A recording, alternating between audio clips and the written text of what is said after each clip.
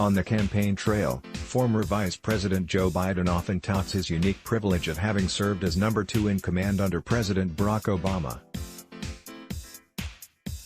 But, the 44th president has remained awfully quiet during Biden's primary campaign for the 2020 Democratic nomination. Biden has maintained this is because he asked Obama to stay on the sideline. Biden claimed he wanted to earn the nomination for himself.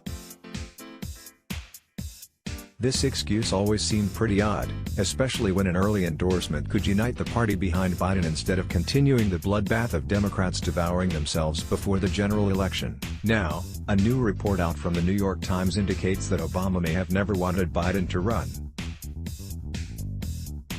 In fact, if the rumors are true, he tried talking his best friend out of the race. Glenn Thrush has a report regarding the strange and somewhat political turn genuine friendship between Obama and Biden. More recently in their story, in 2015, Obama supposedly thought that Hillary Clinton had a better chance of winning the general and continuing his agenda than Biden. That, coupled with the fact that Biden's son Beau had just passed away, was reason enough to talk his friend out of running. But now, according to Thrush, Obama's only concern is that his former vice president doesn't make a fool out of himself via New York Times. By now, the line between heart and head, between the personal and political, so clear a decade ago, has blurred completely. The two men spoke at least a half dozen times before Mr. Biden decided to run, and Mr. Obama took pains to cast his doubts about the campaign in personal terms.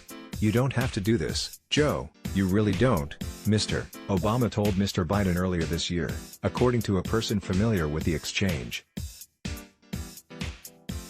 Mr. Biden, who thinks he could have defeated Donald Trump 4 years ago, responded by telling Mr.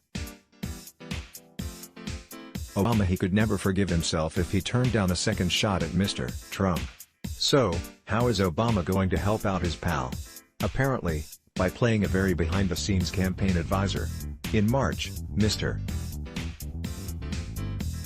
Obama took the unusual step of summoning Mr. Biden's top campaign advisors, including the former White House Communications Director Anita Dunn and Mr. Biden's longtime spokeswoman, Kate Bedingfield, to his Washington office for a briefing on the campaign's digital and communications strategy with members of his own staff, including his senior advisor, Eric Schultz. When they were done, Mr. Obama offered a pointed reminder, according to two people with knowledge of his comments. Win or lose, they needed to make sure Mr. Biden did not embarrass himself or damage his legacy during the campaign. Maybe Obama's protection of Biden simply boils down to his own egotism. If Biden is exposed as a clown, then what does that make Obama? Instead of a proverbial kingmaker, would he become the leader of the circus? Whatever the case, and whatever Obama is doing behind the scenes, his silence in the public is perhaps more deafening than any of that noise. Let's block ads. Why?